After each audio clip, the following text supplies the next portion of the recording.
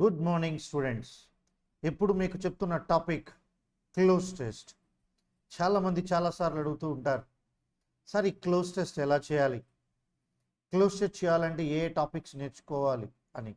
Students జాగ్రత్తగా వినండి, జెన్యూన్గా చెప్తున్నప్పుడు అర్థం చేసుకునే ప్రయత్నం చేయండి. Cloze test, it is the test of your English vocabulary. మీకు ఇంగ్లీష్లో పదాలపైన ఏమాత్రం అవగాహన ఉందో అది తెలుసుకునే ఒక ప్రక్రియే ఈ క్లోజ్ టెస్ట్. అందులో ముఖ్యంగా మీరు చూసినట్లయితే ఇది ఈరోజు కొత్తగా వచ్చింది కాదు, చిన్నప్పటి నుంచి మీరు రాస్తున్నదే. నాకు తెలిసినంత వరకు యూకేజీ ఫస్ట్ స్టాండర్డ్ నుంచి కూడా మీరు ఈ టాపిక్ రాస్తూనే ఉన్నారు. దానినే fill in the blank with right appropriate words అని చెప్తారు. క్లాసెస్ మారుతున్న కొద్ది లెవెల్ మారుతూ ఉంటుంది. ఇప్పుడు దాన్ని క్లోజ్ టెస్ట్ అన్నారు. అంటే మీకున్న వొకాబులరీ ఎంతవరకు ఉంది, మీరు ఎంతవరకు చేయగలరు అనే దానిపైన చేసే ఒక ప్రక్రియ, అంతకు మించి ఇది ఏదీ కాదు. దీనికి వేరే వేరే గ్రామర్ టాపిక్స్ ఏవి నేర్చుకోవాల్సిన అవసరం లేదు. మరి దానికి ముందు మీకు ఏంటేంటి కావాలి, వేటిలో మీరు స్ట్రాంగ్ అయితే ఇవన్నీ చేయగలుగుతారు అని గనక మనం చూసామనుకోండి, ఫస్ట్ మీకు అందరికీ కూడా ఒక విషయం బాగా గుర్తుండాలి. అదే number 1, parts of speech. Parts of speech మీకు రావాలి. పార్ట్స్ ఆఫ్ స్పీచ్ అంటే మీకు తెలుసు కదా, ఒక వర్డ్ని ఎప్పుడైనా సరే చూడంగానే అది నౌనా, అడ్జెక్టివా, వర్బా, అడ్జెక్టివా, అది ప్రొనౌనా, లేదు యాడ్వర్బా, ప్రిపోజిషనా, లేదు కంజంక్షనా అనేది తెలియాలి. ఇంటర్జెక్షన్ తెలిసిపోతుంది, ఎక్స్క్లమేటరీ మార్క్ ఉంటుంది కాబట్టి. అవి తెలియకపోతే మీకు అప్పటికీ ఆన్సర్స్ రావు. దాన్ని బట్టి మీనింగ్స్ చూడాలి. అదేంటి సార్ ఒక్కొక్క వర్డ్కి అన్ని ఉంటాయా? ఉంటాయండి. ఇప్పుడు ఫర్ ఎగ్జాంపుల్ ఇక్కడ చూద్దాం. ఒక వర్డ్ రాసా, మీ అందరికీ బాగా తెలిసిన వర్డే. ఇది అంతకుముందు కూడా ఒక క్లాస్లో మీకు చెప్పినట్టే గుర్తు. లవ్. లవ్ నౌన్ ఉంది, లవ్ అడ్జెక్టివ్ ఉంది, లవ్ వర్బ్ కూడా ఉంది. అది నౌన్ అనుకోండి, దానికి ఒకే ఒక మీనింగ్, ప్రేమ. ఏంటంటే దాని మీనింగ్ ప్రేమ, ప్యార్. అదే అడ్జెక్టివ్ అనుకోండి, అప్పుడు మారిపోతుంది మళ్ళీ, ప్రేమతో, ప్యార్ సే. అదే గనక వర్బ్ అనుకోండి, ప్రేమించు, ప్యార్ కరో. చూసారా? అంటే వర్డ్ ఒక్కటే కానీ పార్ట్స్ ఆఫ్ స్పీచ్ మారిపోతాయి. మీకు ఆ పార్ట్స్ ఆఫ్ స్పీచ్ మీద బాగా గ్రిప్ ఉండాలి క్లోజ్ టెస్ట్ చేయాలంటే. Number 2, subject verb agreement. దాన్ని ఇంగ్లీష్లో కాంకెడ్ అని కూడా అంటారు.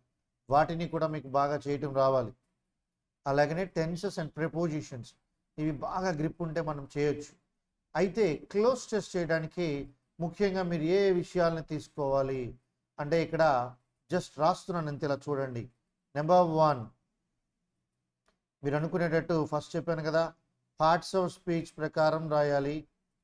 దాన్ని పార్ట్స్ ఆఫ్ స్పీచ్, స్పేస్ లేదు కాబట్టి అలా రాస్తున్నాను.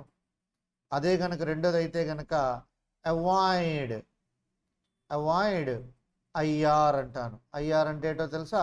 ఇర్రిలవెంట్. ఇర్రిలవెంట్గా ఉన్నవి తీసేయాలి. అలాగే మూడోది చూస్తే మూడ్. మూడోది మూడే. పాజిటివ్ మూడ్ అయితే పాజిటివ్లో ఉంచాలి, మరి నెగిటివ్ మూడ్లో అయితే నెగిటివ్ మూడ్లోనే ఉంచాలి. ఖచ్చితంగా దాని ప్రకారం చేయాలి. తరువాత యాజ్ యూజువల్ ఎలాగనో క్లోజ్ టెస్ట్ ఏ వెర్షన్లో ఉందో ఆ వొకాబులరీయే మనం రాయాలి. ఇట్స్ చాలా ఇంపార్టెంట్. అలాగే 5th 1, టెన్సెస్ రూల్ని ఫాలో అవ్వాలి. దాన్ని సబ్జెక్ట్ వర్బ్ అగ్రిమెంట్ అని కూడా అంటాం. చూడండి, మొట్టమొదటి పార్ట్స్ ఆఫ్ స్పీచ్ రూల్, రెండవది అవాయిడ్ ఇర్రెలవెంట్, మూడవది మూడ్, నాలుగవది status of vocabulary which is suitable for this passage. Tense అనేది ఇంపార్టెంట్. ఇక్కడ నేనేం చెప్తున్నానో మీకు అర్థం కాకపోయి ఉండొచ్చు, ఒకసారి చూడండి. మీరంతా ఇంగ్లీష్లో బాగా చదవటం వచ్చిన వాళ్ళైతే చక్కగా చదువుకుని వాటి ఆన్సర్స్ని బాగా రాయగలుగుతారు. మరి నాలాంటి వాడికి రాదనుకుందాం, ఏం చేయాలి? మరి ఇలాంటి క్లాసెస్ విన్నవాడికి ఉపయోగపడాలి కదా. ఫర్ ఎగ్జాంపుల్ చూడండి, ఫస్ట్ బ్లాంక్ ఇక్కడ ఉంది, దానికి ముందు బి అనే హెల్పింగ్ వర్బ్ ఉంది, ఆక్సిలరీ వర్బ్ ఉంది. Will be dash India more India అన్నాడండి. అంటే ఇక్కడ మనకి ఖచ్చితంగా కావాల్సింది ఏంటంటే హెల్పింగ్ వర్బ్. హెల్పింగ్ వర్బ్ దీనికి మనం యాడ్ చేస్తున్నాము అంటే మనకి ఇక్కడ రావాల్సింది ఏంటంటే ఐదర్ ఇక్కడ పాజిటివ్ ఆర్ నెగిటివ్ వర్డ్ ఏదో ఒకటి తీసుకోవాలి. ఇప్పుడు చూడండి, అసలు చదవలేదు నేనేమి కూడా, చదవకుండా చెప్తున్నాను అనమాట. అంటే పార్ట్స్ ఆఫ్ స్పీచ్ ప్రకారం ఫస్ట్ సెర్టైన్లీ యాడ్వర్బ్ కదండి, స్కార్స్లీ యాడ్వర్బ్. ఇక్కడ యాడ్వర్బ్తో పనే ఉంది అసలు, అక్కడ అవసరం లేదు. ఆ తర్వాత చూద్దామండి, మచ్ మోర్ ఇండియా మేబీ కావచ్చు. ముందు ఈ రెండు కూడా నేనేం చేశాను, ఇక్కడ పక్కకు దోసేసాను. అలాగనే విల్ బి ఎనీ మోర్ ఇండియాలు ఉండవు కదండి, ఎనీ మోర్ ఇండియా ఉంటుందేంటి, ఇండియా ఒకటే కదా. అంటే చూడండి, అసలు ఏ ప్యాసేజ్ చదవకపోయినా మచ్ ఒకటి, నో ఒకటి, ఈ రెండింటి గురించి ఒక అవగాహన వచ్చింది. ఇప్పుడు నేను ఇర్రెలవెంట్స్ తీసేసాను. ఇప్పుడు అక్కడ ఏం కావాలో చూడాలి అంటే మూడ్ ఫాలో అవ్వాలంటే చూడండి, గాంధీజీ వన్స్ సెడ్. చాలా జాగ్రత్తగా వినండి. సరే, ఈ ప్యాసేజ్ మాకు అర్థమవుతుంది, నేను చెప్పే తీరు వినండి, ఎలా చేస్తున్నానో గమనించండి. గాంధీజీ వన్స్ సెడ్, మహాత్మా గాంధీ గారు ఒకసారి చెప్పారు. ఆయన చెప్పేవన్నీ గ్రేటే కదా. I would say that if the village perishes, మీరు పెరిషెస్ అంటే నాశనం, లేకపోవటం, అంతమైపోవటం. సో ఇండియాలో గ్రామాలు గనక లేకపోతే ఇండియా విల్ పెరిష్ టు. భారతదేశానికి మరి పట్టుకొమ్మలేంటి, గ్రామాలే. ఎందుకంటే ఇప్పటికీ మన జీడిపి మ్యాక్సిమం అగ్రికల్చర్ నుంచే వస్తుంది. అలాంటప్పుడు గ్రామాలే లేకపోతే ఇండియా లేనట్టేగా. అంటే ఇది ఏ మూడ్లో రన్ అవుతుంది, నెగిటివ్ మూడ్. ఏ మూడ్ అంటామండి దీన్ని, నెగిటివ్ మూడ్. సో ఓకే, ఇంకా చూద్దాం, నెగిటివ్ మూడ్లో ఉంది. I think perishes too. ఎప్పుడైతే నెగిటివ్లో ఉందో ఇండియా విల్ బి, నెగిటివ్ మూడే కావాలి. ఇక్కడ నెగిటివ్లో రెండు ఉన్నాయి వర్డ్స్ మనకు మిగిలిన ఇందాక, మచ్ ఒకటి, నో ఒకటి. ఆబ్వియస్లీ కళ్ళు తెరిచి చూసి పెట్టొచ్చు.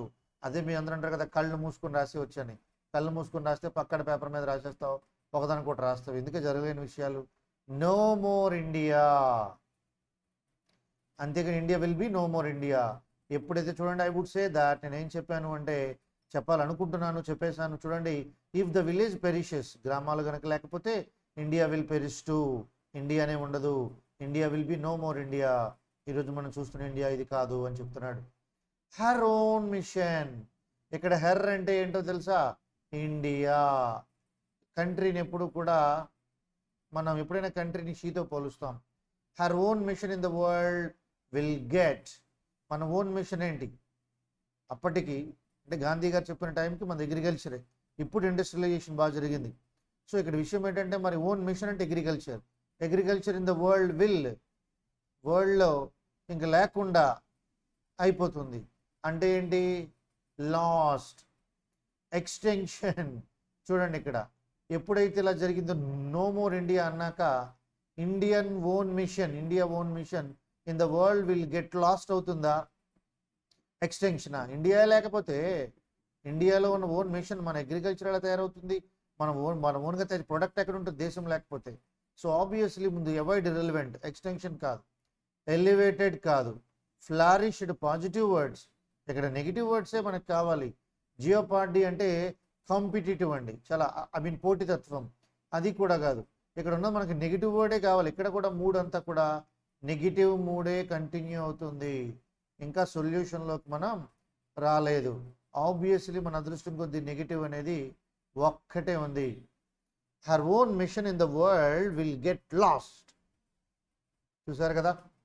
ఆ తర్వాత చూద్దామండి, the dash of the village is possible. ఎప్పుడైతే ఇక్కడ ఎస్ పాసిబుల్ అని వచ్చిందో సొల్యూషన్ స్టార్ట్ అయింది. ఏం స్టార్ట్ అయిందమ్మా, సొల్యూషన్ స్టార్ట్ అయింది.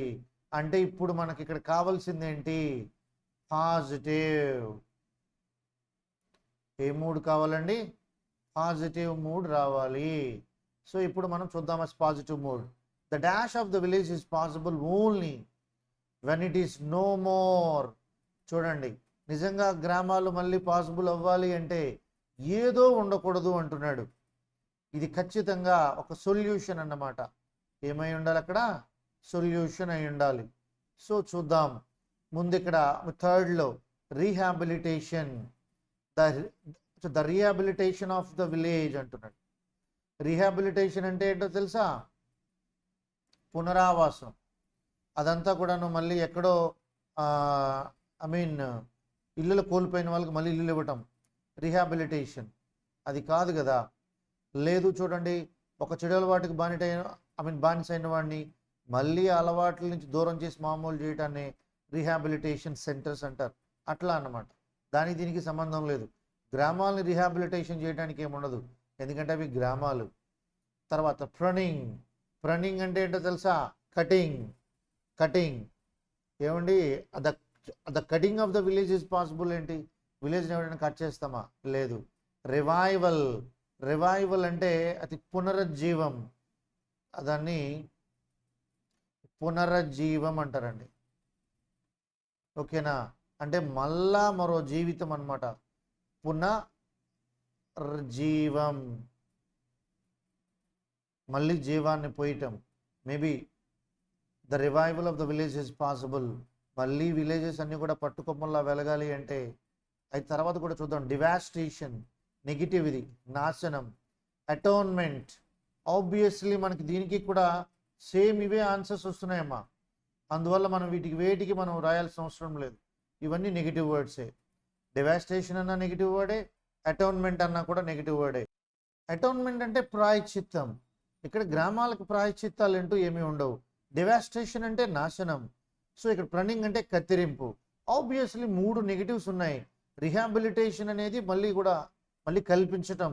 రివైవల్ అంటే పునరుజ్జీవం. ఈ రెండింటి మీదే కాంట్రవర్సీ ఉంది. ఆబ్వియస్లీ మనం రివైవల్కి హ్యాపీగా వెళ్ళొచ్చు. This is the answer. So the revival of the village is possible only.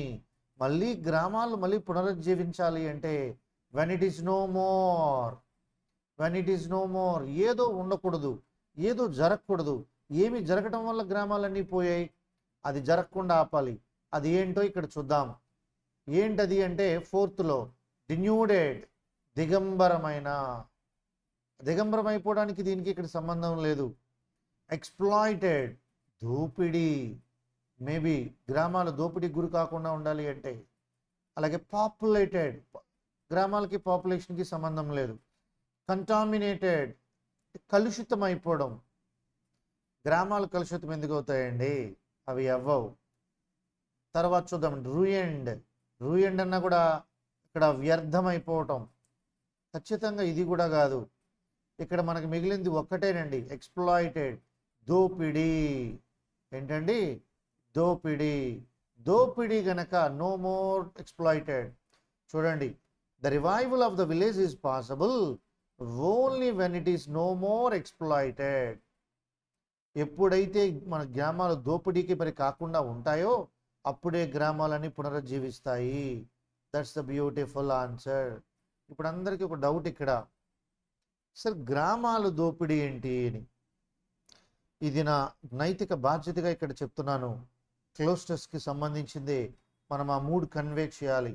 ఏంటంటే, ఇప్పుడు ఫర్ ఎగ్జాంపుల్ నేను ఫేస్ చేస్తున్నాను. నేను ఇప్పుడు అగ్రికల్చర్ ల్యాండ్ కొన్నాను, అగ్రికల్చర్ చేయిస్తున్నాను. కానీ చాలామంది రైతులు నష్టపోవడానికి కారణం వ్యవసాయం సరిగా లేకనో లేదో మరి అక్కడ పండకనో కాదు. మనం న్యూస్ పేపర్లో చూస్తూ ఉంటాం. అక్కడెక్కడో రైతు మొత్తం టమాటాను రోడ్డుపైనే పాడేశాడు, అమ్మలేక, ఎవడో కొనుక్కోక. మరి ఇక్కడ చూస్తే టమాటా కిలో మనకు 60 రూపీస్ 50 రూపీస్ ఉంటుంది. అక్కడేమో ఎవడు కొనటం లేదంటున్నారు, ఇక్కడ చూస్తేనేమో ఇంతమంది ఉన్నారు, ఇంత రేటు ఉంది. ఎలా? మధ్యలో ఉండేది దళారీలు, దోపిడీదారులు. అక్కడ వచ్చింది ప్రాబ్లం. దాన్నే దోపిడీ అంటారు. లేకపోతే గ్రామాల దోపిడీలు ఏముంటాయి చెప్పండి? దాన్ని అరికట్టాలి. ఈ మధ్య ఏదో శ్రీకారం అనే ఒక సినిమా ఏదో వచ్చింది. సాధ్యాల గురించి మాట్లాడే సందర్భం కాదు, కానీ ఒకటి మాత్రం చెప్తాను. ఏదైనా సరే రైతు డైరెక్ట్గా గనక కన్జ్యూమర్ ఎవరైతే ఉన్నారో వినియోగదారుడు ఆయనకు అమ్మగలిగితే రైతు లాభపడతాడు, తక్కువ ధరకే వినియోగదారుడు లాభపడతాడు, మధ్యలో దళారీ వ్యవస్థ పోతుంది. అది మనం చేయాల్సినటువంటి పని. ఆ దోపిడీ అంటే అదన్నమాట. దానిని మనం ఆపాలి. అలా ఆపగలిగితే గ్రామాలు పునరుజ్జీవిస్తాయి. చెరుకు పండిస్తున్నాడు రైతు, థింక్ షుగర్ కేన్. ఈ షుగర్ కేన్ చాలా చక్కగా పంపిస్తే ఎంత పండించి ఫ్యాక్టరీకి వెళ్ళాక రేట్ రావట్లేదు అంటాడు. అలాగనేమో మరి ఎప్పుడని చెప్పండి, షుగర్ రేట్ తగ్గిందా, కొన్ని జాగరి బెల్లం రేట్ తగ్గిందా? అవేమీ తగ్గట్లేదు. అవి డైరెక్ట్గా రైతే అమ్ముకుంటే అదన్నమాట ఇక్కడ మనం గమనించాల్సిన విషయం. దోపిడీ అంటే అర్థమైంది కదా. ఆ దోపిడీ నాపితే గ్రామాలు మళ్ళీ పునరుజ్జీవిస్తాయి. అందుకే కదండి ఇక్కడ ఒక బాధాకరమైన విషయం ఏంటంటే, ఏ రైతు కూడా వాళ్ళ కొడుకుని వాళ్ళ పిల్లల్ని వ్యవసాయం చేయనివ్వట్లేదు. అయితే వద్దు నాన్న, నువ్వు ఉద్యోగానికి వెళ్ళిపో, నువ్వు హాయిగా ఉంటావు, ఇదంతా వద్దు, నీకు తలనొప్పి అని. కారణం ఉందండి. వ్యవసాయం కరెక్ట్గా వ్యాపారపరంగా చేస్తే బాగానే ఉంటుందండి, నష్టపోయి అడుక్కు తినే పరిస్థితి ఏం రాదు, సొంత భూమే కాబట్టి. కానీ వ్యవసాయం మనం ఎప్పటి నుంచో పెద్దవాళ్ళు చేస్తున్న వ్యవసాయం కాకుండా మనం కమర్షియల్ క్రాప్స్ వేయాలి. వేస్తే ఖచ్చితంగా బాగానే ఉంటుంది. అది మీరు ఫస్ట్ గమనించాలి. అలాగనే ఏది చేసినా మా తాతలు వేశారు, మా నాన్నలు వేశారు, నేను అదే చేస్తాను, ఆ పద్ధతికి స్వస్తి పలకాలి. గుర్తుపెట్టుకోండమ్మా, వ్యవసాయదారుడు ఎవరైనా ఉంటే సంబంధం వస్తే ఆడపిల్లలే చేసుకొని అంటున్నారు. అనేక కారణాలు, ఇదొక కారణం. అందుకే ఎవరు వ్యవసాయం చేయనట్లేదు. కానీ ఫుడ్ రేట్స్ మాత్రం తగ్గిపోవాలి. మనకు వస్తున్నటువంటి ఇంగ్రీడియంట్స్, ప్యాడీ కానీ, ధాన్యం, రైస్, బియ్యం కానీ, మరి వీట్, గోధుమలు కానీ, ఏమైనా సరే రేట్లు తగ్గిపోవాలి. కానీ పంటలు పండించం. ఇదే దోపిడీ అంటే. దాన్ని అరికడితే గ్రామాలు నిజంగా మళ్ళీ పునరుజ్జీవిస్తాయి. సో తర్వాత చూద్దామండి, industrialisation on a mass scale. అంటే సొల్యూషన్ స్టార్ట్ అయిపోయింది. Industrialisation on a mass scale will dash lead అన్నాడండి. చాలా ఎక్కువగా జరగాలి. టు చూడండి ఇక్కడ, passive or active exploitation of the villages. ముందు ఇక్కడ ఇండస్ట్రియలైజేషన్ అనే మాస్ స్కేల్ విల్, అది ఏదో ముందుకు తీసుకువెళ్తుంది. అది ఏ స్థాయిలో జరగాలి? వ్యవసాయం కూడా అందరూ కలిపి చేయటం, ఉధృతంగా చేయటం, దాని మీద మంచి తెలివిగా పెట్టి, నిజంగా తెలివితేటలు పెట్టి చేయటం, అది కూడా ఒక టెక్నాలజీని వాడుకోవటం, ఇట్లాంటివి ఎన్నో చేయాలి. అది ఎలా జరగాలి? తప్పనిసరిగా జరగాలని చెప్తున్నాడు ఇక్కడ. మాస్ స్కేల్ విల్, చూడండి, డాష్ లీడ్ అంటే తప్పనిసరి అని మీనింగ్ రావాలి. ఒకటి చూడండి, ప్యాషనేట్లీ, ఇది ఒక రకమైనటువంటి లగ్జరీ ఓరియంటేషన్. సర్ప్రైజింగ్లీకి దీనికి సంబంధం లేదు. Scarcely negative word. నెవర్ అనేది తప్పు. నెసెసరీలీ,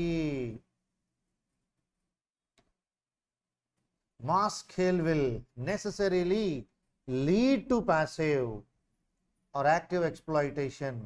ఇక్కడ ప్యాసివ్ ఆర్ యాక్టివ్ ఎక్స్ప్లాయిటేషన్ అంటే డైరెక్ట్గానే కొనుక్కొని తక్కువ రేటుకి ఎక్కువ రేటుకి అమ్మేసుకుంటాడు, ఇదొక పద్ధతి. గొడౌన్లో తీసుకెళ్ళి పెడతారు, ఇండైరెక్ట్గానే మనకి వాడు డబ్బులు ఇవ్వడు, పెద్దగా పట్టింపుకోడు, వాడు మాత్రం డబ్బులు ఎక్కువ సంపాదిస్తాడు. ఇలా 100 రకాల పద్ధతులు, అంటే డైరెక్ట్ అండ్ ఇండైరెక్ట్ అండి. ఈ 2 రకాల పద్ధతుల్లో కూడా ఉన్నటువంటి ఏదైతే ఉందో ఎక్స్ప్లాయిటేషన్ని అరికెడుతూ, ఆపుతూ, మనం గనక ఖచ్చితంగా ఇండస్ట్రియలైజేషన్ జరగాలి మాస్ స్కేల్లో, అంటే భారీ ఎత్తున అగ్రికల్చర్లో. Villages as the problem dash competition. చూడండి ఇక్కడ, ఈ exploitation of the villages as the problem. ఇక్కడ విలేజెస్లో ఏం జరుగుతుందండి? తప్పనిసరిగా ఇండస్ట్రియలైజేషన్ జరిగితే passive or active exploitation of the villages, ఇలా గ్రామాల నుంచి దోపిడీ చేస్తున్నది యాజ్ ద ప్రాబ్లం. చూడండి, డాష్ కాంపిటీషన్ అన్నాడండి. ఇక్కడ ప్రాబ్లం, ద ప్రాబ్లం గుర్తుపెట్టుకోండి. ఇందాక మీకు చెప్పాను పార్ట్స్ ఆఫ్ స్పీచ్ రూల్ అని. అదే మాదిరిగా ద ప్రాబ్లం, ఇది నౌన్, కాంపిటీషన్ నౌన్. 2 నౌన్స్ మధ్య ఏ పార్ట్స్ ఆఫ్ స్పీచ్ వస్తుందండి? అండ్ అనే కంజంక్షన్ కానీ, లేదంటే ప్రిపోజిషన్ కానీ. ఆబ్వియస్లీ ఇక్కడ మనం చూస్తే ఫార్మింగ్ కాదు, ఎన్హాన్సింగ్ కాదు, బిట్వీన్ అండి, స్పెల్లింగ్ తప్పు, బిట్వీన్, ఆఫ్, విత్. ఇప్పుడు మనం ఇక్కడ చేయాల్సింది ఏంటంటే ఈ 3 ప్రిపోజిషన్లు ఏదో ప్రిపోజిషన్ వాడాలి. The villages as the problem, 2 nouns మధ్య ఎప్పుడు వచ్చేది ఆఫే. దీన్నే నౌన్ ఫ్రేజ్ అంటారు, తెలుసు కదా. A bit of news, an article of news and a piece of advice. 2 nouns మధ్య వచ్చేది ఆఫే. ఆబ్వియస్లీ ఇక్కడ ఆఫ్ ఆన్సర్ వచ్చేసిందండి. As the problem of competition and marketing I think is coming. ఓకేనా? ఇక్కడ చూస్తే I think therefore we have to dash on the village అన్నాడండి. We have to dash on the village. ఇక్కడ ముందునేమో to ఉంది, తర్వాత ఏమో ఆన్ ఉంది. ఆన్ అనే కాంబినేషన్తో వచ్చేటటువంటి ప్రిపోజిషన్, ఆన్ కాంబినేషన్తో వచ్చే వర్డ్ ఏంటో చూద్దాం. కాన్సన్ట్రేట్ ఆన్ సరిపోద్ది. మా పాండర్ ఆఫ్ అండి, పాండర్ ఆన్ కాదు, ఇష్టం అన్నమాట. ఇమాజిన్, ఇమాజిన్ ఆన్ ఉండదు, ఇమాజిన్ ఇన్ కానీ ఇమాజిన్ విత్ కానీ. సో ఇది తీసేద్దాం. ఎన్ష్యూర్ ఆఫ్, అతను డిసైడ్, డిసైడ్ బై అని కానీ డిసైడ్ విత్ అని కానీ అలాగే డిసైడ్ ఆఫ్ అని కానీ, అండ్ డిసైడ్ ఆన్ ఉండదు. సో ఆబ్వియస్లీ మనకి మిగిలింది ఇక్కడ కాన్సన్ట్రేట్. అంటే ఇదే పార్ట్స్ ఆఫ్ స్పీచ్ గురించి తెలిస్తే we have to concentrate on the village being self contained. వాళ్ళకు వాళ్ళు ఏదైనా చేసుకోవటం. ఇందాక నేను చెప్పింది నిజంగా మూవీలో ఉన్న సాధ్యసజ్జాల గురించి మాట్లాడకపోయినా తెలివిగా చేస్తే మాత్రం ఖచ్చితంగా లాభాలు వస్తాయండి. మ్యానుఫ్యాక్చరింగ్ మెయిన్లీ ఫర్ యూజ్, వాళ్ళకు వాళ్ళే అన్నీ సొంతంగా చేసుకోవటం. అలాగనే వాళ్ళు ముఖ్యంగా మ్యానుఫ్యాక్చరింగ్ మెయిన్లీ ఫర్ యూజ్. చూద్దాం జాగ్రత్తగా. Provided this character of the village industry is dash, industry is dash అన్నాడండి. There would be no objection to villages అన్నాడు. ఇక్కడ ప్రొవైడెడ్ ఏంటి ప్రొవైడ్ చేయాలి? This character of the village, village ఏదైతే ఉందో important, అది ఏ క్యారెక్టర్? ఇండస్ట్రీస్. ఇండస్ట్రీస్లో ఏమవ్వాలి? ఇండస్ట్రీ అలాగా అది కొనసాగించాలి. ఈజ్ తర్వాత రీగెయిన్డ్. ఇండస్ట్రీస్ రీగెయిన్డ్ ఉండదు, రీగెయిన్డ్ అంటే పోయాక మళ్ళీ పొందడం. Industries neglected, there would be no objection. ఇది నెగిటివ్ వర్డ్, అక్కడ పాజిటివ్ కావాలి. మెయింటైన్డ్ సరిపోద్ది. ట్వాటెడ్, ఇక్కడ మీరు బాగా గమనించాలి. టీహెచ్ ఇక్కడ మనం చూస్తే ట్వాటెడ్ అంటే నిరోధించటం, ఆపటం. అబాలిష్డ్ రద్దు చేయటం, ఇది నెగిటివే, ఇది నెగిటివే. ఇది ఒక్కటి పాజిటివ్ ఉంది, నెగ్లెక్టెడ్ నెగిటివే. రీగెయిన్డా మెయింటైన్డా రెండిట్లో controversy. We have to maintained on the village కాదు, sorry, we of the village industries regained, there would be a maintained, is maintained. Maintained అండి, ఇక్కడ మెయింటైన్డ్ కరెక్ట్, ఎందుకంటే రీగెయిన్డ్ కాదు, అక్కడ ఏం జరగల. There would be no objection to villages using even the modern machines and tools. మంచి మంచి టెక్నాలజీని వాడితే ఎవరు కాదంటారు? That they can make and dash to use అన్నాడండి. Make and dash to use. ఇక్కడ ఎప్పుడైతే మనకి 9th 1లో మనం చూస్తే ఏం కావాలి, ఏం వాడాలి? స్తోమత సమర్థతని బట్టి. ప్రిపేర్ టు యూజ్ అనకూడదండి, and more prepare to use అలాగేం ఉండదు. అండ్ ఎఫోర్డ్ టు యూజ్ స్తోమత. హెసిటేట్ తటపటాయించడం. ప్రపోజల్ సంబంధం లేదు, ప్లాన్తో పని లేదు, మిగిలింది ఎఫోర్డే. ఎఫోర్డ్ అంటే ఏంటండి? స్తోమత, సమర్థత కాదు స్తోమత. And make and effort to use. Only they dash not be used. Only they dash not be used అంటే తప్పనిసరిగా అందరూ కూడా as a means of exploitation of others అన్నాడు. ఇక్కడ తప్పనిసరి అని రావాలి. తప్పనిసరి అంటే చూడండి ఇక్కడ ఇస్ కెన్ అంటే ability. Could past tense of can. Need, they need not to be used ఉండదు. They would not be used కాదు. దే షుడ్ తప్పనిసరి. They should not be used. చూసారా? అంటే నేను మీకు మామూలుగా చదివి చేస్తారు, 100 రకాలుగా ఉంటాయి. వీటిని జాగ్రత్తగా శ్రద్ధగా చేయాలి, అప్పుడు మాత్రమే మనం చేయగలం. ఏదైనా క్లోజ్ చేయాలి అంటే ఫస్ట్ పార్ట్స్ ఆఫ్ స్పీచ్ చూసుకోవాలి. అవాయిడ్ ఇర్రెలవెంట్ చూడండి, 3 ఏంటో చూసుకోండి. వొకాబులరీ ప్యాసేజీకి సరిపడగా ఉండాలి. అలాగే టెన్స్ రూల్స్ ఎక్కడ మార్చకూడదు. ఇది ఫస్ట్ ఎక్సర్సైజ్. రైట్ స్టూడెంట్స్, మనం ఇప్పుడు చూసేద్దాం second cloze test. As you all know, emperor Akbar was very dash with Birbal's wisdom. Akbar Birbal stories మనకు తెలిసినవే కదండి, చాలా మంచిగా ఉంటాయి. నిజంగా ఒక మనిషి గొప్పవాడు అయ్యాడు అంటే అంతకంటే గొప్పవాళ్ళు పక్కన ఉంటేనే. ఏదైనా ఒక కాలంలో అద్భుతాలు జరుగుతున్నాయి అంటే మంచి మంచి అన్ని రకాలుగా కలిసి రావాలండి. అలాంటి విషయం చాలా ఇంపార్టెంట్. ఇప్పుడు చూద్దామండి. యాజ్ యూ ఆల్ నో, అందరికీ తెలిసిన విధంగా emperor Akbar was very dash with Birbal's wisdom. ఆయన తెలివితేటలు, మీకు అక్బర్ దగ్గర ఉండే బీర్బల్ తెలుసు కదండి, మినిస్టర్. ఆయన తెలివితేటల గురించి అందరికీ తెలిసిన విషయమే. ఇప్పుడు అక్కడ ఏంటి, మనకు ఆప్షన్స్ చూద్దామండి. దాని ప్రకారం మనం చేయాలి. ఫస్ట్ లైక్డ్ అని ఉంది. Interested, very interested with Birbal's wisdom అన్నారండి ఎవరు. ఎందుకంటే ఆసక్తి కాదు అక్కడ కావాల్సింది, ఇష్టపడడం కావచ్చు. అలాగే జెలస్, అక్బరు అంటే బీర్బల్ యొక్క తెలివితేటలకి ఆయన ఇంప్రెస్ అవ్వటమో లేకపోతే ఆనందపడటమో జరుగుద్ది, కానీ అసూయ ఎందుకు పడతారండి? సో నెగిటివ్ మీనింగ్ కాదు. అంటే నిజానికి జెలస్ పాజిటివ్, అసూయే. ఎన్వి ఉంది, అది నెగిటివ్. ఎంథియాసిస్టిక్, ఇది సంబంధం లేనిది, అవాయిడ్ ఇర్రెలవెంట్. ఇక్కడ మనకు మిగిలినవి రెండండి, liked and impressed. Very impressed. Liked with ఉండదండి, లైక్డ్ ఎట్ అని ఉండాలి. సో చూద్దామండి. ఆబ్వియస్లీ మనకు మిగిలింది impressed. Impressed with Birbal's wisdom and greatly enjoyed his quick VIT.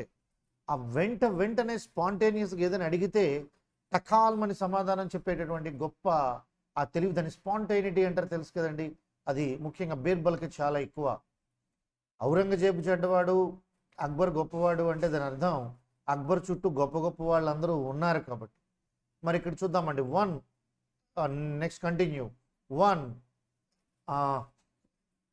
Fine morning when Akbar was especially pleased with Birbal. నిజంగా అక్బర్ చాలా ఆయన పట్ల మంచి అభిప్రాయంతో ఉన్నాడు. As a gesture of appreciation, అతను ఏదో మంచి విషయం చేశాడు, దానికి అప్రిషియేషన్గా హీ ప్రామిస్ టు, అక్బర్ ఏదో ప్రామిస్ చేశాడండి. ఏంటి ప్రామిస్ చేశాడండి? చూడండి, ప్రామిస్ టు డాష్ హిమ్ అన్నాడు. అంటే అతనికి ఏదో ఇస్తానని చెప్పడం జరిగింది. ఇక్కడ మీకు చూడండి, ఎట్టి పరిస్థితుల్లో బోనస్ అని అనిపించదు. అంటే యాక్చువల్గా బోనస్ అంటే మీకు ఎప్పుడైనా ఇంగ్లీష్ వర్డ్లో బోనో అంటే గుడ్, బోనస్ అంటే ఎంప్లాయీకి బోనస్ ఉండదండి. రాజుల కాలంలో మినిస్టర్స్ కాబట్టి రివార్డ్, ఏదైనా రివార్డ్ అయి ఉండాలి. లేదు గివ్, ఇక్కడ గివ్ ఉండవండి, ప్రామిస్ టు గివ్ అని ఉండదు. ట్రిబ్యూట్ అంటే మీకు తెలుసు, అందరికీ ట్రిబ్యూట్ అంటే నివాళి, చనిపోయిన వాళ్ళకి ఇస్తారు, అది కూడా కాదు. ఇక ప్యాంపర్, విసిగించడం, వద్దన్నా రుద్దు చెప్పడం, ఈ రెండూ కావు. ఆబ్వియస్లీ మనకి రెండే అండి, ఒకటి రివార్డు, రెండు గివ్. అండ్ గివ్ అనేది casual word. Reward, promise to reward him with many valuable and beautiful gifts. Reward అంటే ఏంటంటే అతను చేసినటువంటి ఏదో ఒక ముఖ్యమైన గొప్ప పనికి ఇతను ఇస్తున్నది అన్నమాట. Reward with many valuable and beautiful gifts. However many days passed, చాలా రోజులు గడిచిపోయాయి. And still there was no sign of even one gift. ఒక్క గిఫ్ట్ ఇచ్చిన పాపాన కూడా పోలేదు, అన్నీ మర్చిపోయినట్టుగా అలా ఉండిపోయాయి. Birbal was quiet. అయినా బీర్బల్ ఎప్పుడు కూడా ఏమీ అనలేదు. ఏమీ అనకుండా క్వైట్లో కూడా రెండు ఉన్నాయండి, QUITE. ఇక్కడ ఇంకొకటి కూడా వర్డ్ ఉంటుందమ్మా, QUIET. క్వైట్ అంటే ఇది సైలెంట్. QUITE క్వైట్ అంటే గుర్తుపెట్టుకోండి, completely. Dash with the king అంటే పాపం అతనే చాలా బాగా ఇబ్బంది పడి ఉంటాడు, కానీ ఎక్కడ బయట చెప్పుండేవాడు కాదు. ఈ క్వైట్ అంటే చూడండి సైలెంట్. ఈ క్వైట్ అంటే కంప్లీట్లీ. ఇప్పుడు చూద్దాం థర్డ్ వన్, సాడ్. అది కంప్లీట్లీ సాడ్ అని అన్ను, ఎందుకంటే ఆయన తెలివైన వాడు, రాజుగారు ఇవ్వలేదు అంతే, తన పని తాను చేసుకుంటాడు. హేటెడ్, అసహించుకోవటాలు అవి ఉండవు. హ్యాపీ, ఎందుకు హ్యాపీగా ఉంటాడు ఇవ్వాల్సిన గిఫ్ట్స్ ఇవ్వకపోతే. డిసప్పాయింటెడ్ అండ్ జెలస్, జెలస్ కాదు, మిగిలింది disappointed. He quite disappointed with the king. అయ్యో రాజుగారు ఇస్తారన్నారు, ఇవ్వడం మానేశారు, ఇది చాలా తప్పు కదా అని భావించి తనలో తనే కంప్లీట్గా అలా ఉంటాడు. దెన్ వన్ డే, ఒకరోజు, when Akbar was strolling down the banks of river Yamuna with his ever faithful Birbal at his side. Yamuna నది పక్క నుంచి అలాగా వెళ్తూ ఉన్నాడండి, strolling down the banks of river. అతనితో పాటు ఎప్పుడూ కూడా ఎవర్ ఫెయిత్ఫుల్ బీర్బల్, ఆయన విశ్వాసపాత్రుడైన మినిస్టర్ బీర్బల్తో పాటు వెళ్తున్నాడు. అక్కడ ఏం జరిగింది? He happen to dash a camel passing by. అంటే అతను ముందు నుంచి అలా ఏదో ఒకటి వెళ్ళాలి. వెళ్ళడాన్ని ఏం చేయాలి? ఆయన గుర్తించాలి. నోటీస్, ఎగ్జామైన్, అక్కడ పరీక్షించడం కాదు కదా. ఎగ్జామైన్ అంటే డైరెక్ట్గా అక్కడ ఏదో బాగా ఇదిగా రైడ్. ఆయన వెళ్తూ ఉన్నాడు, ఆయన చూడండి పక్క నుంచి వెళ్తుంది ఏదో. సా, చూశాడు. హీ హ్యాపెన్ టు సా అని ఎక్కడ రాదు కాబట్టి సెంటెన్స్ స్ట్రక్చర్. స్టేర్, ఇది కూడా కాదండి. అంటే స్టేర్ అంటే చూడండి తీక్షణంగా చూడటం, అలాగేం లేదు, జస్ట్ అలా చూశారంతే. ఇటు క్యామెల్ అంత తీక్షణంగా ఎందుకు చూస్తారు? ఆబ్వియస్లీ ఇక్కడ మనకు కావాల్సింది ఏంటంటే to notice a camel passing by. అతన్ని దాటుకుని ఒక క్యామెల్ అలా వెళ్ళిపోతూ ఉంది, అది చూశాడండి. He asked Birbal why the neck of the camel was crooked. ఏమయ్యా బీర్బల్, ఆ క్యామెల్ నెక్ ఏంటి అలా బాగా వంగిపోయింది అని చెప్పి అడిగాడు. క్యామెల్ నెక్ అలాగే ఉంటుంది కదండి. చూడండి, మీకు బీర్బల్కి స్పాంటైనిటీ ఎక్కువ కదా, ఈజ్ క్విక్ విట్ కదా. అందుకే వెంటనే Birbal dash for a second and promptly replied that అన్నాడు. డాష్ ఫర్ ఏ సెకండ్, ఒక్క సెకండ్ ఆగాడు. ఆగి వెంటనే అక్కడ మనం ఏదో ఒకటి చెప్పాలి. అంటే రాజుగారు అడిగారు కాబట్టి వెంటనే ఆలోచించాలి. స్కాడ్, భయపడ్డం ఎందుకు అక్కడ? He answered. Birbal answered for ఉండదండి, తప్పు. ఆన్సర్డ్ ఫర్ కాదు, సెడ్. అక్కడ మీకు చూడండి సెడ్ వస్తే దట్ రాయాలి. ఐ థింక్ టాక్, ఇది క్యాషువల్ వర్డ్. థాట్, థాట్ అండి. Birbal thought for a second, ఒక్కసారి ఆలోచించాడు. And promptly replied that it might be because the camel may have forgotten to honor a promise. రాజుగారికి తెలీదా ఒక క్యామెల్ ఎప్పుడు అలా వంకగా ఉంటుందని? అది పైగా అక్బర్ గారికి తెలుసు కదా, కావాలని క్యాజువల్గా అడుగుతాడు అనమాట. వెంటనే చూశాడు, ఆలోచించాడు, వెంటనే ఆయనకి తెలిసి అడుగుతున్నారని తెలిసి ఇతనెంత తెలివిగా సమాధానం చెప్పాడో చూడండి.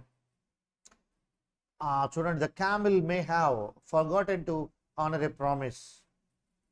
నిజానికి అది ఇచ్చిన ప్రామిస్ని మరిచిపోయింది రాజా. అందుకే the holy books mention that, మరి పవిత్ర గ్రంథాలు ఏం చెప్తున్నాయంటే, those who dash their word, ఎవరైతే, ఆ వర్డ్ ఏంటి? ప్రామిస్ చేసిన వాళ్ళు, ఎవరైతే మర్చిపోతారో వాళ్ళు గెట్, చూడండి అక్కడ punished with a crooked neck. ఇచ్చిన ప్రామిస్ ఇచ్చి మర్చిపోతారో వాళ్ళ నెక్ అలా అయిపోతుంది, హోలీ బుక్స్లో ఉంది అని దన్నమని ఆలోచించకుండా రాజుగారికి చురక వేశాడు. ఇక్కడ మనం చూడాల్సింది ఏంటంటే హూ డాష్ దేర్ అన్నాడండి. హూ డాష్ దేర్ వర్డ్ని ఐ థింక్ బ్రేక్ చేయడం కానీ, అలాగనే లేదు అంటే ఫెయిల్ కానీ, ఫెయిల్ ద ప్రామిస్ అని వస్తుంది. Fail the promise. మేక్ అన్నాడండి, మేక్ కాదు. డిఫీట్, ఓడించటం కాదు. బ్రేక్, డైరెక్ట్గా వర్డ్ ఇచ్చాడు. కీప్, వర్డ్ కీప్ చేస్తే అలా అవ్వడు కదా. ఫెయిల్ అంటే నిజానికి ఎగ్జామ్ అండి. అందుకని ఇక్కడ మనం చూసుకోవాలి, who break their word get punished. ఎవరైతే కనుక వర్డ్ అంటే ఇక్కడ ప్రామిస్ కూడా, అందువల్ల హూ ఫెయిల్ దేర్ వర్డ్ అంటే ప్రామిస్. ఇక్కడ బ్రేక్ అనొచ్చు, ఇక్కడ ఫెయిల్ అనొచ్చు. ఆబ్వియస్లీ మనం ఫెయిల్ దేర్ వర్డ్, ఫెయిల్కే మనం ఓటింగ్ వేద్దామండి.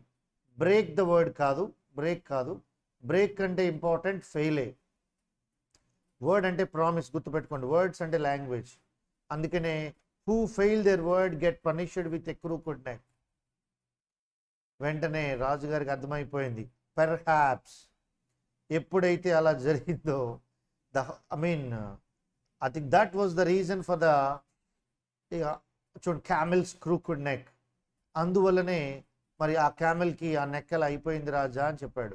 అక్బర్ సూన్, ఒక్కసారి అక్బర్ వెంటనే త్వరలోనే, అంటే త్వరగా, his folly of making a promise to Birbal.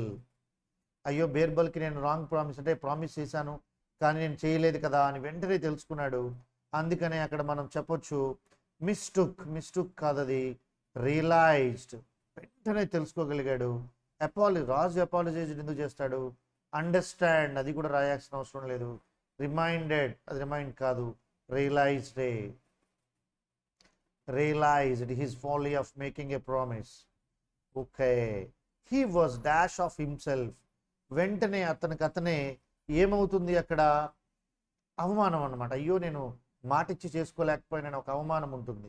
ఆ అవమానంతోనే ఏదైనా చేస్తాం. అషేమ్డ్, ఒబ్వియస్లీ చెప్పాల్సిన అవసరం లేదు. గ్రీఫ్ అంటే విచారం, సింపథెటిక్ అంటే చూడండి ఇక్కడ సానుభూతి, సారీ కాదు, మీకు ఫర్గెట్ఫుల్తో అక్కడ పని లేదు. అందుకే వెంటనే హీ వాజ్ ఫర్గెట్ఫుల్ కాదండి, he was ashamed of himself, అతనే చాలా అవమానంగా ఫీల్ అయ్యాడు. As soon as they return to the palace he immediately gave Birbal his much. వెంటనే ప్యాలెస్కి వెళ్ళంగానే వెంటనే ఆయన ఏం చేశాడండి, మొత్తం బీర్బల్కి ఏవైతే ఉన్నాయో అవైటెడ్ అంటే ఆయనకి ఇవ్వాల్సింది ఏదైతే ఉందో అంతా కంప్లీట్ చేసేసి ఇచ్చేసాడండి. రివార్డ్ అంటే ఇవ్వకుండా ఉండిపోయినవన్నీ కూడా ఆయనకి తిరిగి ఇచ్చేసాడు. In this way Birbal dash to get అనగానే మనం చూడొచ్చు, అంటే ఆయనకున్నటువంటి ముఖ్యంగా దాని తెలివితేటలు అంటారు, అంటే ఏదైనా మీకు కనుక్కోవటం అనమాట, వెంటనే ఆయన సాధించడం. ఆ రకంగా మనం ఇక్కడ చూస్తే హ్యాండిల్డ్ ద ఇష్యూ అనాలి. రిట్రీవ్డ్ అంటే అదేనండి, అంటే కరెక్ట్ వర్డ్ ఏంటంటే to get what he wanted without directly asking for it. ఆయన అనుకున్నది డైరెక్ట్గా చెప్పకుండా ఇండైరెక్ట్గా ఎలా చెప్పగలుగుతాడు, అది ఒక ఆర్ట్, అలా చేయగలుగుతాడు. దాన్ని రిట్రైవింగ్ అంటారు. ఎక్స్పెక్టెడ్ కాదు, మేనేజ్డ్ కాదు, అకంప్లిష్, మీకు తెలిసిందే కదా, అకంప్లిష్ అంటే సాధన, అది కాదు. సో హ్యాండిల్డ్ అని అనొచ్చు, but this is the formal word, అందుకే దీన్ని కూడా తీసేస్తున్నాం. That's the beauty of story. ఇట్లా క్లోజ్ టెస్ట్ ఏదైనా సరే ఆన్సర్స్ అన్నీ తెలిసినట్టే ఉంటాయి, మనం మంచి ఆన్సర్స్ని మనం ఎంచుకుని మనం చేయాల్సి ఉంటుందండి. అర్థమైందా? మరి నెక్స్ట్ ఎక్సర్సైజ్ని చూద్దాం. రైట్, ఇక్కడ చూద్దామండి. నెక్స్ట్ మోడల్, దీన్నే డబుల్ ఫిల్లర్స్ అంటారండి. డబుల్ ఫిల్లర్స్ ఏంటి? డబుల్ ఫిల్లర్స్ అంటే ఇంతవరకు సింగిల్ బ్లాంక్స్ ఉన్నాయి, అన్ని రకాల ఎగ్జామ్స్లో అన్ని రకాల మోడల్స్ రావచ్చు. డబుల్ ఫిల్లర్స్ అంటే డబుల్ బ్లాంక్స్ ఉంటాయండి, 2 బ్లాంక్స్. ఇవి చేసేటప్పుడు మీరు కొన్ని జాగ్రత్తలు తీసుకోవాలి. ఏంటి ఆ జాగ్రత్తలు అంటే, ఆన్సర్స్ అన్ని దగ్గరగానే ఉంటాయి, ఏది రైట్ ఆన్సరో పట్టుకోవాలి. అలా పట్టుకోవాలి అంటే క్రాస్ ఎగ్జామ్ చేయాలి. క్రాస్ ఎగ్జామ్, ఫర్ ఎగ్జాంపుల్ చూడండి ఎలా చేస్తున్నాను. Every third person visiting a doctor, ప్రతి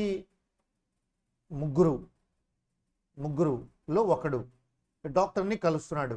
happens to dash from a clinical or psychological disorder. అంటే ఇక్కడ డాక్టరు హాస్పిటల్సే కదా, వాటికి సంబంధించినవి ఉంచి ఇక్కడ సేమ్ అవాయిడ్ ముందు ఇర్రెలవెంట్ అండి, అవాయిడ్ ఇర్రెలవెంట్. ఏంటి ఇర్రెలవెంట్ చూద్దాం. ఫస్ట్ ఎయిల్ అంటే బాధపడ్డం. రిగార్డింగ్ ఇక్కడ బాధపడ్డం కాదండి, సిక్ అనారోగ్యం. సఫర్ బాగోకపోవడం. అగోనిజైజ్ ఇక్కడ మీరు గమనించాలి, వేధించడం అండి, అంటే అగోనైజ్ అంటే వేధించడం. ఇక్కడ హాస్పిటల్ డాక్టర్స్ అంటే బాధపడమే తప్ప మరొకటి ఉండదండి. ఎక్స్పీరియన్స్ అండ్ కనెక్టెడ్, ఇక్కడ ఎక్స్పీరియన్స్తో పని ఏంటి ఉంటుందండి? కాదు. ఇక్కడ మనకి మిగిలిన చూడండి, అవాయిడ్ రిలేటెడ్ అంటే 2 మిగిలేయండి. ఒకటి సిక్ రిలేటెడ్, సఫర్ అసోసియేటెడ్. ఇప్పుడు చూద్దామండి, మీరు జాగ్రత్తగా చూడాలి. ఎప్పుడైనా సరే మనకి తర్వాత వచ్చిన వర్డ్ని బట్టి చేయమని నేను చెప్పానండి. ఫ్రమ్ అని ఉంది, ఫ్రమ్ అనగానే 2 వర్డ్స్లో సిక్ ఫ్రమ్ సిక్ విత్ అని ఉంటుందండి. సఫర్ ఫ్రమ్ చిన్నప్పటి నుంచి చదువుకున్నారుగా లీవ్ లెటర్లో, సఫరింగ్ ఫ్రమ్ అని. ఆబ్వియస్లీ సికి ఓట్ అయ్యొచ్చాడు. అయితే రెండో బ్లాంక్ని కూడా క్రాస్ ఎగ్జామ్ చేయకుండా కంగారు పడకూడదు. Every third person visiting a doctor happens to suffer from a clinical or psychological disorder. With అన్నాడండి, రిలేటెడ్ టు అండి, రిలేటెడ్ విత్ రాదు, అందువల్ల చూడక్కర్లేదు, అసోసియేటెడ్ విత్ సరిపోయింది. Obviously answer is suffer. అర్థమైందా నాన్న? నెక్స్ట్ చూద్దామండి. Dash eat out in vehicles while remaining stuck in a traffic snarl. Snarl అంటే చిందరవందరగా, ఫర్ అవర్స్. ఏమండి ఈ ట్రాఫిక్ అవర్స్ ఎక్కువగా ఉండడం ఇవన్నీ అన్నారు అంటే అదంతా కూడాను ఎండలో జరిగే విషయాలు, చికాకులో జరిగే విషయాలు. స్వెటింగ్ మేబీ కావచ్చు, వెయిటింగ్ కావచ్చు, థింకింగ్ రెగ్యులర్, ఇక్కడ traffic, thinking it out vehicles అలాంటివి ఏమి ఉండవండి. హారోయింగ్, మీరు బాగా గుర్తుపెట్టుకోవాల్సిన విషయం ఏంటంటే ఈ హారోయింగ్ అన్నాము అంటే హింస. హింస అంటే మామూలు ట్రాఫిక్ సంబంధించినటువంటి హారోయింగ్ ఎవరు కూడా వాడమండి. అంటే ఘోరమైన హింస అంటే అది వేరండి. హింసించడం ఆమె కత్తులతో వాటితో కూడా చేయటం, అందువల్ల దానికి సంబంధం లేదు. ఫ్రెటింగ్, ఫ్రెటింగ్ అంటే చూడండి ఎండాకాలంలోని ఏదన్నా ఎండ తగులుతుంటే చిన్న చిన్న మనకి ఇవిలా వచ్చేస్తాయి, అందువల్ల ఏది చేసినా మండిపోతూ ఉంటుంది ఫ్రెటింగ్. సో చూద్దామండి. ఇక మనం ఆల్మోస్ట్ 2 తీసేసాం, 3 ఉన్నాయండి. Sweating it out in vehicles while remaining stuck in a traffic signal for us has become a dash అన్నాడండి. A routine matter for commuters, a everyday. చూసారా, ఇప్పుడు మూడిట్లో ఏదో చూస్తున్నామండి. ఏ ప్రాక్టీస్ మ్యాటర్ అంటామా. ఇక్కడ ఫస్ట్ చూస్తే sweating it out, waiting it out, fretting it out, ఇది సరిపోతున్నాయి.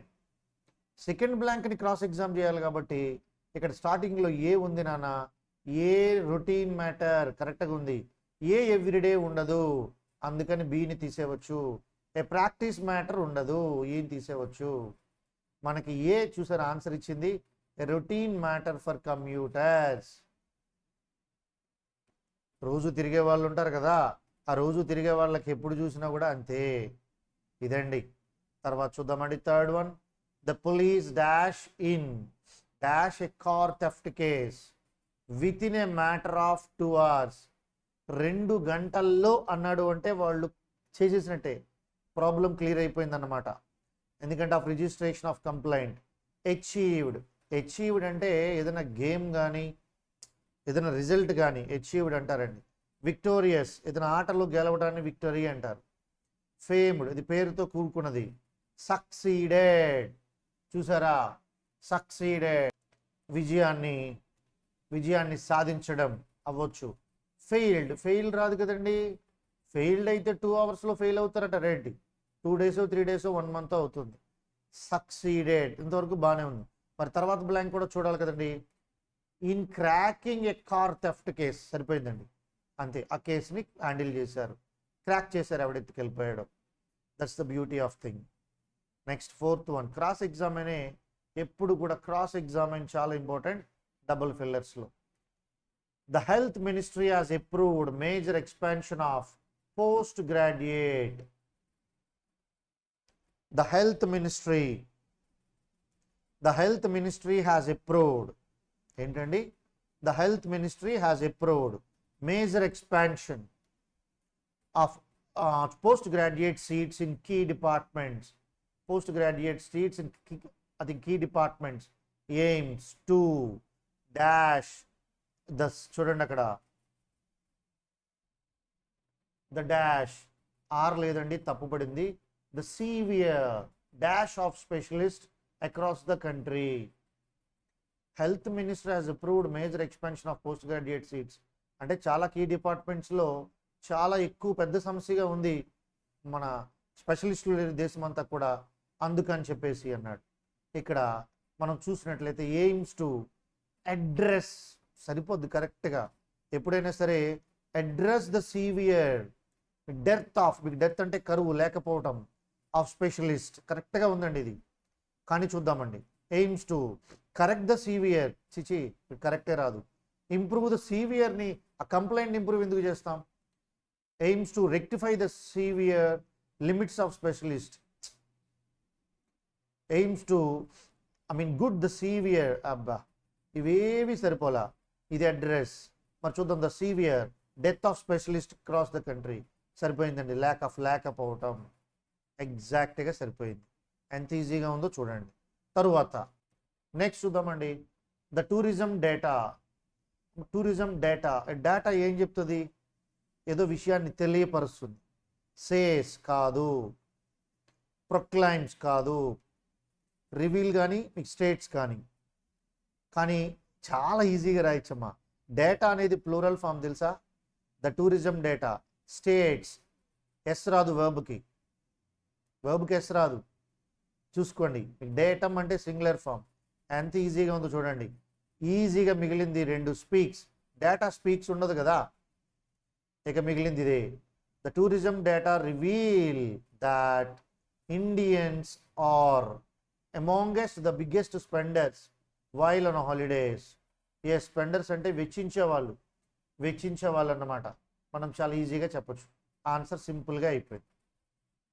చూసారా, కొన్ని క్రాస్ ఎగ్జామ్ చేస్తూ చేయొచ్చు. ఆ తరువాత చూద్దామండి. Dash are the days when consumers were passengers with little or dash choice over the design of the product అని చెప్తున్నాడండి. ఏం చేయాలో చూద్దాం. ఫస్ట్ ఇక్కడ డాష్ ఉండి ఆర్ ద డేస్ అని ఉంది కదా, వెంట్ ఆర్ ద డేస్ ఉండవు కదా, నౌన్ కావాలి ఇక్కడ. Went verb. Past are the days ఉండవు, గాన్ ఆర్ ద డేస్ ఉంటాయి. ఎక్స్టింక్ట్ సంబంధమే లేదు, నౌన్ కావాలి. లాస్ట్ ఆర్ ద డేస్ కూడా ఉండవు కదా. ఆబ్వియస్లీ మిగిలింది గానే, బట్ సరిపోయిందో లేదో చూద్దాం. Gone are the days when consumers were passengers with little or. Little అంటేనే నెగిటివ్, ఆర్ అనగానే నెగిటివే వర్డే రావాలి. సరిపోయింది. నో, ఎగ్జాక్ట్లీ, ఈజీగా సరిపోయింది. ఓకే, ఆ తర్వాత చూద్దామండి. The government is dash on launching a system to strictly monitor. Government is dash on launching a system to strictly monitor dash of industrial waste. ఈ పరిశ్రమల నుంచి ఇండస్ట్రీస్ చూస్తున్న వేస్టేజ్ని ఏదో చేయాలనుకుంటుంది అనగానే ఇప్పుడు మనం ఏ ఆన్సర్ని మనం చెక్ చేసుకోవాలి. Is keen on launching. Is thinking కాదు, ఎందుకంటే మోనిటర్ క్యాప్చర్ ఆఫ్ ది ఉండదు. అలాగే కాంటెంప్లేటింగ్, అసలు కాంటెంప్లేటింగ్ అనే వర్డ్ అంటే నా ఆలోచన. పోనుంచుదాం. Is interested on launching a system disposal of industrial wastage. ఇది ఒకటి దగ్గరగానే ఉంది. ఈగర్ హీలింగ్, హీలింగ్ ఉండదు. ఇక్కడ మనకు కావలసినవి ఇవే. వీటిలో ఇప్పుడు ఏంటి అన్నది చూద్దాం. ఇక మనకి మిగిలినవి ఎన్ని అంటే 3 ఆప్షన్స్ ఉన్నాయి. Is keen on launching system to satisfy monitor treatment of industrial waste, ఇది చెప్పొచ్చు. కాంటెంప్లేటింగ్, క్యూర్ ఉండదు కదా, ఇండస్ట్రియల్ క్యూర్ ఉండదు, మనిషిని క్యూర్ అంటారు. అలాగనే the government is interested on, చూసారా, ఇంట్రెస్టెడ్ ఇన్ ఉంటుంది కాంబినేషన్, ఇంట్రెస్టెడ్ ఆన్ ఉండదమ్మా, అది ఫ్రేజల్ వర్బ్. అది ఆబ్వియస్లీ ఇది కూడా తీసేయాలి. ఇక మిగిలింది keen. The government is keen on launching a system to strictly monitor treatment of industrial waste. అదేంటి సార్ ట్రీట్మెంట్ ఏంటి? ట్రీట్మెంట్ అంటే ట్రీట్మెంట్ అంటే అసలు ఏంటని మీ ఉద్దేశం? సరి అయిన చర్య చేయటం, సరి అయిన ప్రతిచర్య, అంతే. మరి ఇండస్ట్రియల్ వేస్ట్లు పెరిగినప్పుడే. ఓకేనా? తర్వాత చూద్దామండి. Scientists from across the country have dash emphasize on the need to take immediate steps to dash the issue of climate change అన్నాడు. ఇది చాలా క్లియర్గా చెప్తున్నాడండి. ఫస్ట్ చూద్దామండి. Have placed emphasize, have paid emphasize, paid ఉండదు, అందువల్ల మనం ధైర్యంగా దాన్ని తీసేయవచ్చు. అలాగే హ్యావ్ గివెన్ ఎంఫసైజ్, laid, ఇక్కడ put, I think steps to clear the issue, stop the issue, halt తీసేసాం, hold the issue, climate change, hold ఉండదు కదండి, హోల్డ్ ద ఇష్యూ ఏంటి, అలా పెట్టాల్సిన అవసరం లేదు. ఇక్కడ ఇంకొకటి పోయింది. ఇక్కడ steps to stop the issue of climate అనకూడదండి. ఇష్యూని ఎలా స్టాప్ చేసేస్తాడు? 2 మిగిలాయి మనకి. ఇప్పుడు రెండింటిలో చూడాలి. Scientist from across the country, మొత్తం దేశం మొత్తం మీద సైంటిస్టులు అందరూ కూడా have dash emphasize on the need to take. అక్కడ ఏదో నీడ్ టు టేక్ అంటే దేనిపైన కరెక్ట్గా ఉన్నారు, ఆధారపడి ఉన్నారు, దాని ఇంపార్టెన్స్ చెప్తున్నారు అంటే లెయిడే రాయాలి. లెయిడ్ అంటే దానిపై ఉండడం కరెక్ట్గా. వి పుట్ ఎంఫసైజ్ ఉండదు. సో ఆబ్వియస్లీ మరి రెండోది ఏంటి? Steps to address the issue of climate change. Address అది ఎలా వస్తుందో ఏం జరుగుతుందో పక్కాగా చెప్పటం, అడ్రస్ చేయటమే, అది కూడా చాలా చక్కగా మనకి సరిపోయింది. తర్వాత చూద్దామండి 9th one. The dash of Chinese plastic thread. The dash of Chinese plastic thread should be banned. ఏం జరిగిందండి చైనీస్ అనేది? ఏం బ్యాన్ చేస్తారు అంటే మీ చైనీస్ తాలూకా ప్లాస్టిక్ థ్రెడ్ని బ్యాన్ చేస్తారు మన వాళ్ళు. అంటే ఏం చేస్తారు వాళ్ళు? ఇక్కడికి వచ్చి ఏం చేస్తారు? అమ్ముతారా, తయారు చేస్తారు? అమ్ముతారు.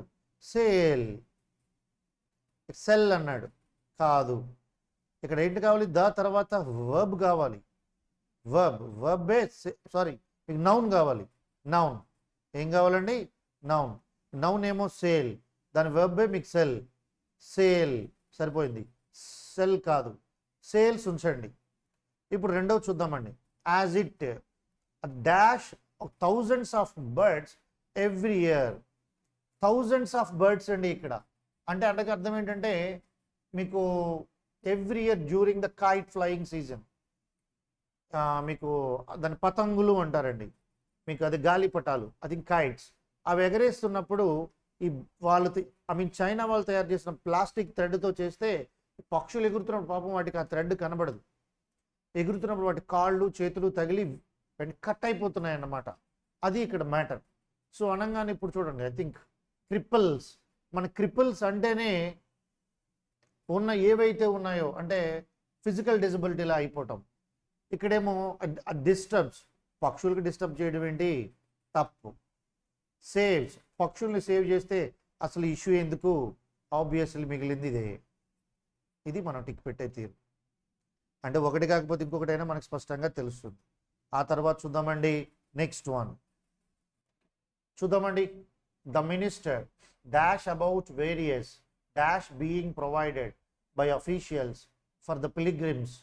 తెలుసు కదా, పిలిగ్రిమ్స్ అంటే పుణ్యక్షేత్రాలు, including direction wise, I think is color coded passenger enclosures. The minister seized about various. ఒక్కసారి మనం మామూలుగా ఆలోచిస్తే సీజ్డ్ ఏంటండి? సీజ్డ్తో పనే లేదు. ఎంక్వైర్డ్ అబౌట్ వేరియస్, మరి తెలుసుకోవచ్చు. రిలైడ్, షైకి మినిస్టర్కి సంబంధం లేదు. ఆస్క్డ్ అబౌట్ వేరియస్, ఆస్క్డ్ అంటే క్యాజువల్ మాటలండి. కానీ మినిస్టర్ అంటే ఏంటండి? ఆయన శాఖకి మంత్రివర్యులు కాబట్టి ఎంక్వైర్డే. ఆస్క్డ్ కూడా కాదు. డైటీ అంటే దేవతలు. ఇక్కడ ఏంటండి? వేరియస్ డైటీస్ కాదు, various facilities being provided by officials. అఫీషియల్స్కి ఏ ఫెసిలిటీస్ ఇస్తున్నామో చూడాలి కాబట్టి చూడక్కర్లేదు, ఇదే direct answer.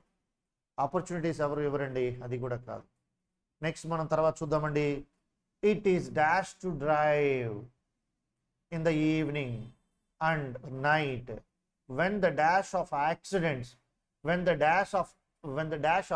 accidents looms large due to non-functional street lights అని చెప్పాడండి. non-functional street lights. లూమ్స్ అంటే ఏం లేదండి, పెరిగిపోవటం, అలా పుంజుకోవటం. యాక్సిడెంట్స్ పెరిగిపోతున్నాయి కదా, accidents. It is dash to drive in the evening and I think night. చాలా ఎక్కువ యాక్సిడెంట్స్ రాత్రులు పెరుగుతున్నాయి అంటే దానికి కారణం ఏంటి అనగానే జువెనైల్. చూసినట్లయితే ఇక్కడ మనం it is dash to drive in the evening and night.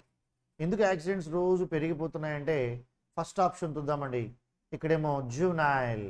Juvenile అంటే చిన్నపిల్లలు అండి, బాల్యం. బాల్యంలో వెహికల్స్ చిన్నపిల్లలు అందరూ తీసేస్తున్నారంటే మరీ చిన్నపిల్లలు తీయరు, అది కాదు. It is easy to drive in the evening. చిచి, అసలు ఆ మ్యాటరే కాదు.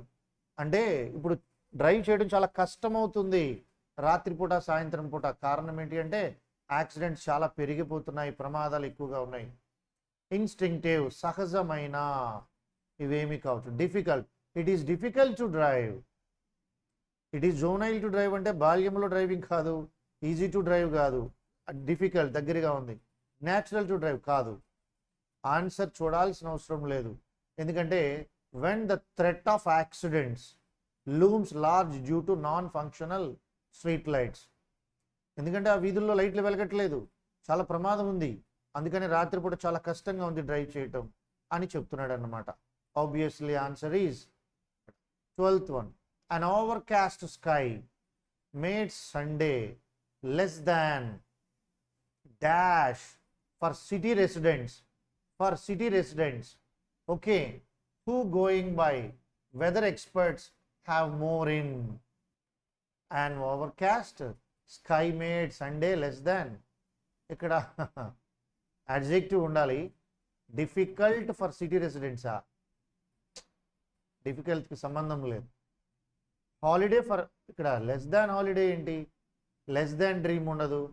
ఇక్కడ కావాల్సింది అడ్జెక్టివ్. Less than study for city residents ఉండదు. లెస్ దాన్ మీకు పర్ఫెక్ట్. సెకండ్ది కూడా చూద్దాం. We going by weather experts have more in store. పక్కాగా సరిపోయింది. ఇదే అండి, మనం చేసేటప్పుడు ప్రతిదీ కూడా జాగ్రత్తగా తీసుకుంటే 100% దాని సంగతి ఏదో మనం తేల్చవచ్చు. అర్థమవుతుందా?